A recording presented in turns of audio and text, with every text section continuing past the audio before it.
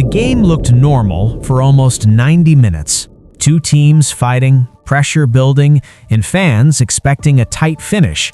Then, one moment changed everything. A late penalty decision. VAR steps in, and suddenly, West Ham are on the wrong side of the result. The final whistle blows, and instead of talking about football, everyone is talking about one question. Was that penalty really fair? Let's slow this down. In real time, the challenge looks clumsy, but not outrageous.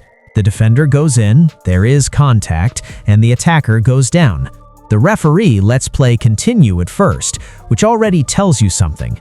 If it was a clear and obvious error, the whistle would have gone instantly, but it didn't. That's where VAR enters the picture and flips the entire match on its head. VAR was introduced to fix obvious mistakes, not to re-referee games frame by frame.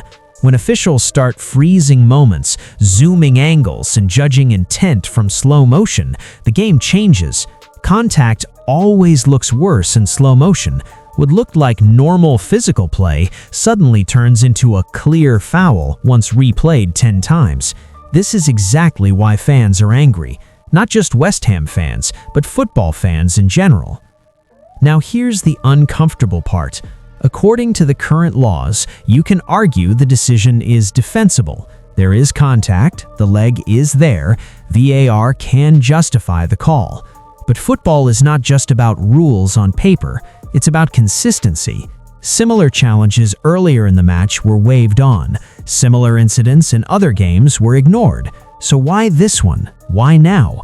And why does VAR intervene only in certain moments? This is where trust starts to break. Fans don't believe VAR is neutral anymore. They believe it's selective.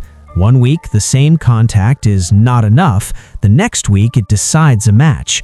When results are determined by interpretation rather than clear errors, the technology becomes the villain, not the solution.